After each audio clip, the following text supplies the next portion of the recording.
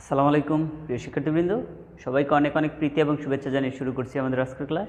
আমি মোহাম্মদ সাইদ আহমেদ, সহকারী শিক্ষক, গণিত, নলিন নঈমুদ্দিন উচ্চ বিদ্যালয়। আজকে আমরা আলোচনা করব 1 নম্বর অঙ্কের যে অঙ্কগুলো দেওয়া আছে, যে সূত্রের সাহায্যে বর্গ নির্ণয় করো। আমরা এখান থেকে সবগুলো অঙ্ক না করে জাস্ট একই রকমের যে অঙ্কগুলো আছে এগুলো একটা দুটো অঙ্ক করে দিয়ে তোমাদেরকে হোমওয়ার্ক দিয়ে দিব, সেটা তোমরা বাড়িতে বসে বসে প্র্যাকটিস করবে।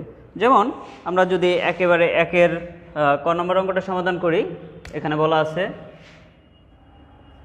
ক নম্বর অঙ্কে বলা আছে যে সূত্রের সাহায্যে বর্গ নির্ণয় করো।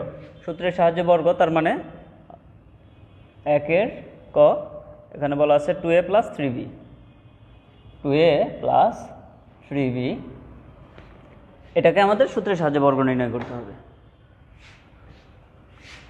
তো আমরা যে কাজ করব, 2a + 3b এর হোল স্কোয়ার দিব।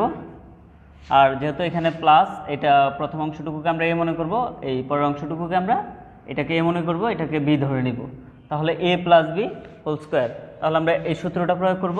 সূত্রটা আমরা কি জানি, যে a স্কোয়ার। এ বলতে আমরা কাকে বুঝতেছি, 2a কে। তাহলে 2a, তাহলে হোল স্কোয়ার, এটা হলো a square plus 2 into a। এ বলতে আমরা কাকে বুঝতেছি, 2a ইন্টু বি। বি বলতে আমরা কাকে বুঝতেছি, 3b প্লাস বি স্কোয়ার, মানে 3b হোল স্কোয়ার। এখানে যদি কেউ আমরা এইভাবে ব্রেকেটটা না দিয়ে স্কোয়ার দেই, তাহলে স্কোয়ারটা কিন্তু বোঝাবে শুধু বির উপরে আছে, আমরা এখানে হোল স্কোয়ার দেব, তার মানে বোঝা যাচ্ছে যে পুরোটার উপর স্কোয়ার আছে। তো এখানে আমরা রাশিগুলোকে পুরো সাজিয়ে লিখব। এখানে স্কোয়ার তার মানে 2 দুইটা আছে, 2 দুগুণে 4, আর এর উপর স্কোয়ার মানে a স্কোয়ার প্লাস আমরা সংখ্যাগুলো গুণন করে দিব, 2 দুগুণে 4, 3 4 12, আর ab প্লাস এখানে 3 আছে দুইটা, অর্থাৎ 3-এর বর্গ হচ্ছে 9, আর b মানে b স্কোয়ার। প্রিয় শিক্ষার্থীবৃন্দ, এটাই হচ্ছে আমাদের সূত্রের সাহায্যে বর্গ নির্ণয়। তো এরকমভাবে খ, গ এবং ঘ, এই 3টা অঙ্ক তোমরা বাসায় প্র্যাকটিস করবে। আমরা এরপরে 3 নম্বর যে অঙ্ক, ও নম্বর অঙ্ক আছে, এরপর আমরা ও নম্বর অঙ্কটা সমাধান করব। এখানে বলা আছে যে কত, 3b - 5c, 3b - 5c - 2a। আমরা এই প্রবলেমটা সলভ করব। তো এখানে যেহেতু সূত্রের সাহায্যে আমাদের বর্গ করতে হবে, তার মানে 3b - 5c - 2a, আমরা এটার উপর হোল স্কোয়ার দেব। হোল স্কোয়ার দিয়ে আমরা কি সূত্র জানি, a + b whole square, a - b whole square. তো এখানে যেহেতু এটা মাইনাস, এটাও মাইনাস, তার মানে আমাদের প্লাসের সূত্র প্রয়োগ হবে না, এটা অবশ্যই মাইনাসের সূত্র প্রয়োগ হবে। এখানে আমরা যেহেতু 3টা পদ আছে, যে কোনো 2টা পদকে a ধরে নিব। তো আমি ধরে নিলাম যে এই প্রথম পদটা হচ্ছে a, আর এই দ্বিতীয় পদটা হচ্ছে আমাদের b। যদি তাই হয় তাহলে দেখো এইটুকু এই পর্যন্ত a, আর এখানে হচ্ছে মাইনাস, এটুকু হচ্ছে b, তাহলে a - b হোল স্কোয়ার। তাহলে আমরা এখানে যে সূত্রটা প্রয়োগ করব সেটা হচ্ছে, তো এখানে আমরা লিখব a স্কোয়ার। a স্কোয়ার বলতে আমরা 3b - 5c কে বুঝতেছি, এটা হচ্ছে আমাদের a স্কোয়ার। এরপরে সূত্রের মাইনাস 2 ইন্টু a, এ বলতে আমরা কাকে বুঝতেছি, 3b - 5c, 3b - 5c into a 2ab, b বলতে আমরা কাকে বুঝতেছি, 2a। তো a square minus 2ab plus b square, b বলতে 2a। তো প্রিয় শিক্ষার্থীবৃন্দ, এখানে খেয়াল করো, আবার এখানে কিন্তু আবারও সূত্র প্রয়োগ করা যায়। অর্থাৎ এই ক্ষেত্রে যদি আমরা আবারও এটাকে a ধরে নেই, এটাকে আবারও b ধরে নেই, তাহলে কিন্তু এখানে, অর্থাৎ আমরা এই যে ক নম্বর অঙ্কটা যেভাবে সলভ করছি সেটা কিন্তু সেই রকম কিন্তু আকার এখানে আবার চলে আসছে। তো আমরা এটাকেও a - b হোল স্কোয়ার ধরে নিব। তাহলে এখানেও হবে a স্কোয়ার, এ বলতে আমরা 3b কে বুঝতেছি, a স্কোয়ার মাইনাস 2 ইন্টু এ বলতে 3b ইন্টু b বলতে 5c plus c square, b square, a square minus 2ab plus b square হচ্ছে 5c, তাহলে হোল স্কোয়ার। আমরা কিন্তু এইটুকুর কাজ করেছি। এরপর আমাদের যে কাজ করতে হবে যে এই অংশটাকে আমাদের গুণ করতে হবে। তো এটা গুণ করার জন্য আমি তোমাদেরকে বলবো যে তোমরা একটু আলাদা রাফ জায়গায় যদি করে নাও তাহলে এটা তোমাদের জন্য ভালো হয়, ভুল করার সম্ভাবনা কম থাকবে। যেমন এখানে কি আছে, -2 into 3b - 5c 3b - 5c into 2a, এটা দ্বারা আমাদের গুণন করতে হবে। আমরা যে কাজটা করব মাইনাস আগে এই যে এটার সাথে এটা গুণন করে নিব, তাহলে 2 গুণে 4 4a, এরপর এটা লিখে নিব 3b - 5c, বা এখানে আমরা যে গুণন করব এটার সাথে প্রথমে একে গুণন করব, এর সাথে একে গুণন করব। কিন্তু প্রত্যেকটা একটা পদ দ্বারা যখন একটা পদকে আমরা গুণন করব তার আগে আমরা অবশ্যই চিহ্নগুলোকে গুণন করে নিব। তাহলে মাইনাস আর প্লাসে আমরা জানি যে কী হয়, মাইনাস হয়, কারণ 3bর সামনে প্লাস চিহ্ন আছে, কিছু নাই বলতে আমরা প্লাস বুঝি। তো আগে সংখ্যাটা গুণন করি, 3 4 12। গুণের বেলায় আগে সংখ্যা সহগগুলো গুণন করতে হয়, এরপরে অক্ষরগুলো। যদি একই জাতীয় অক্ষর হয় তাহলে পাওয়ারটা যোগ করতে হয়, আর যদি একই জাতীয় অক্ষর না হয় তাহলে অক্ষরগুলোকে শুধু একত্র করে লিখতে হয়। তাহলে AB। আবার আমরা এটা দ্বারা যখন এটাকে গুণন করব তার আগে চিহ্ন গুণন করে নিব, মাইনাস আর মাইনাসে প্লাস, 4 5 20, এ আর সি গুণন করলে এসি, এসি বা সি এ তোমরা যাই বলো। তাহলে আমরা এটুকু লিখি যে -12 AB প্লাস 20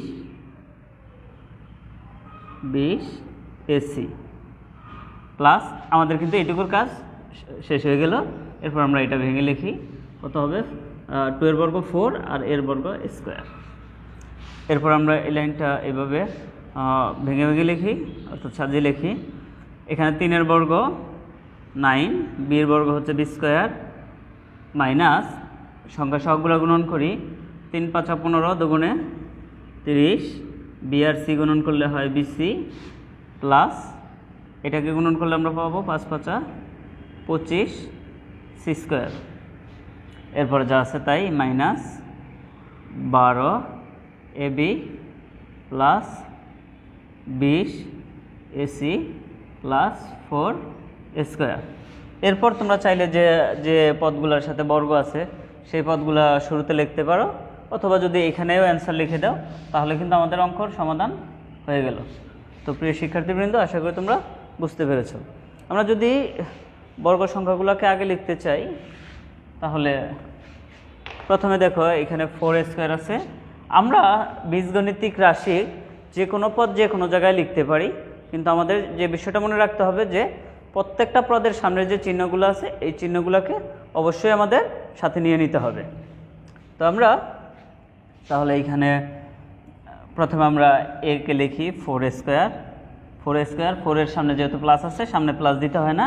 এরপর B square, 9b square plus 9b square, এরপরে সি স্কোয়ার আছে প্লাস 25 সি স্কোয়ার। এরপর আমরা ABBCC এইভাবে লিখতে পারি, অথবা যদি শুধু এই পদগুলো লিখে দাও তাহলেও কিন্তু কোনো ভুল নেই। আমি লিখলাম প্রথমে 12 AB, যেহেতু এর সামনে মাইনাস চিহ্ন মাইনাসটা লিখলাম, এরপর BC -30 BC, এরপর প্লাস 20 AC। এটার জায়গায় যদি তোমরা CA লেখো তাহলে সেটা সবচেয়ে ভালো হয়। এখানে একটা চক্রক্রমিক রাশির একটা ধারণা আছে, সেটা তোমরা এই মুহূর্তে আসলে বুঝতে পারবে না। তোমরা যদি খালি আগের লাইনেই শেষ করে দাও সেটা কিন্তু হয়, যদি এখানে চলে আসতে পারো সেটা আরও ভালো হয়। তো প্রিয় শিক্ষার্থীবৃন্দ, আশা করি তোমরা বুঝতে পেরেছো। তো এরকমভাবে আমরা যে যে প্রবলেমগুলো সলভ করব সেটা হচ্ছে ছ আমরা একইভাবে সলভ করব। এরপর বর্গীয় জ যে নাম্বারের যে প্রবলেমটা আছে আমরা এটা সলভ করব।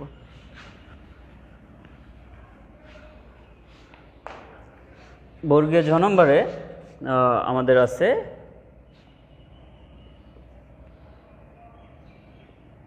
1007। এই সংখ্যাটাকে সূত্রের সাহায্যে বর্গ করতে হবে, আমাদের সূত্রের সাহায্যে বর্গ করতে হবে। তো সূত্রের সাহায্যে যদি আমরা বর্গ করতে চাই এই সংখ্যাটাকে আমরা ভেঙে নিব। সেটা চাইলে আমরা যোগ আকারেও ভেঙে নিতে পারি, বিয়োগ আকারেও ভেঙে নিতে পারি। যেমন কিভাবে বিষয়টা বোঝো, এই দুইকে তোমরা কি যোগ বিয়োগ আকারে ভেঙে লিখতে পারবা না? অসংখ্য উপায়ে ভেঙে লিখতে পারবা। কিভাবে দেখো, যে আমরা চাইলে 2কে 1 + 1 লিখতে পারি, আমরা চাইলে 2কে 3 - 1 লিখতে পারি, আমরা চাইলে 2কে 4 - 2 লিখতে পারি, আমরা চাইলে 2কে কত 3 - 1 লিখতে পারি, 3 - 1 সরি লিখেছি, যে 5 - 2 লিখতে পারি। এরকম অসংখ্য উপায় লেখা যায়। তো তোমরা চাইলে যে কোনোভাবে এই 1007কে এইভাবে তোমরা চাইলে যে কোনো উপায়ে লিখতে পারো। আমরা এটাকে প্রথমে আমি যেহেতু 1007 আছে তাহলে 1000 + 7 লিখলাম, তাহলে কিন্তু 1007 হয়ে যাবে। আমরা এটাকে স্কোয়ার দেই, এরপর আমরা এটাকে এ ধরে এটাকে বি ধরে a + b হোল স্কোয়ারের সূত্র প্রয়োগ করব। তাহলে এটা যদি a হয় আর এটা যদি b হয়, আমরা জানি a স্কোয়ার, a বলতে 1000, তাহলে whole square a square plus সূত্রের 2 × a বলতে 1000 × b বলতে 7 প্লাস b স্কোয়ার মানে 7 স্কোয়ার। তাহলে এখানে 1000-এর বর্গ, 1000-এর বর্গ তোমরা ক্যালকুলেটরের সহায়তা নিয়ে করতে পারো, অথবা যেহেতু এখানে কত 3টা শূন্য, 3টা শূন্যের ডাবল হয়ে যাবে, 6টা শূন্য হয়ে যাবে, প্লাস আমরা যদি এটা গুণন করি তাহলে 7 × 14 আর 1000, তার মানে 14000, আর এখানে 7 স্কোয়ার মানে 49, অর্থাৎ 7-এর বর্গ হচ্ছে 49। আমরা চাইলে এই সংখ্যাগুলোকে এখন যোগ করে দিব। কিভাবে? যেমন 9, এখান থেকে 9, এখানে 4, এটা 4, এরপরে এইটা 0 0, এরপরে 4, এরপরে 1, এরপরে 0 1। প্রিয় শিক্ষার্থীবৃন্দ, এটাই আমাদের অ্যান্সার।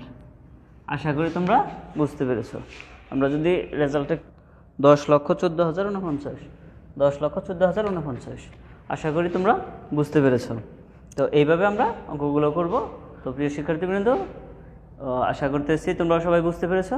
তো সবাই ভালো থাকো, দেখা হবে, কথা হবে পরবর্তী কোনো ক্লাসে। সেই প্রত্যাশায় বিদায় নিচ্ছি। আল্লাহ হাফিজ।